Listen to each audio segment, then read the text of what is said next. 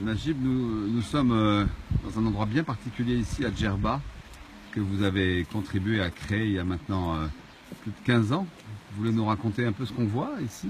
On voit ici à une vue générale de la ferme des crocodiles. Donc on se contente actuellement des crocodiles en attendant l'ouverture très prochainement d'un nouvel espace abritant d'autres reptiles. Donc que des reptiles ici. Alors là, Donc, mais je vois des tortues là. On voit des tortues, entre autres.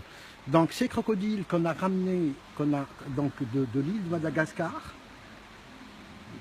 et qui ont été installés ici à Djerba au mois de septembre 2002. D'accord. Ils ont prospéré, ils sont immenses, non? Prospéré, comme le témoigne la croissance, généralement la reproduction. La reproduction commence généralement dans la nature à l'âge de 10 à 12 ans.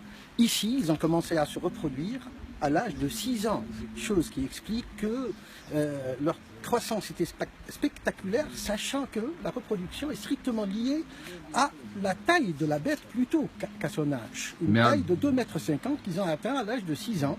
Et là, grâce donc aux conditions exemplaires dont ils bénéficient. Conditions d'hygiène, et moi je suis Absolument. impressionné. Il n'y a pas un papier qui traîne, il n'y a pas un sac plastique, c'est d'une propreté extraordinaire.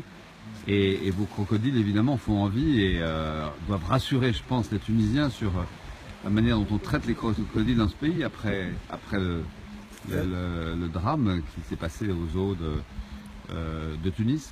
Justement, c'est une espèce des plus féroces, les crocodiles du Nil qu'on a ici.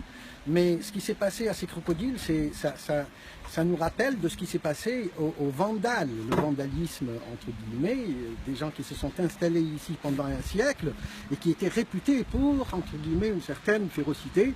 Donc la vie ici les a apaisés, les a calmés de telle sorte qu'à la première confrontation, ils ont subi une défaite des plus humiliantes.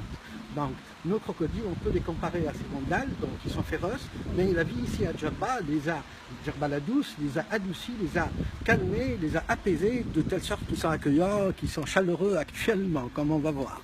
Merci.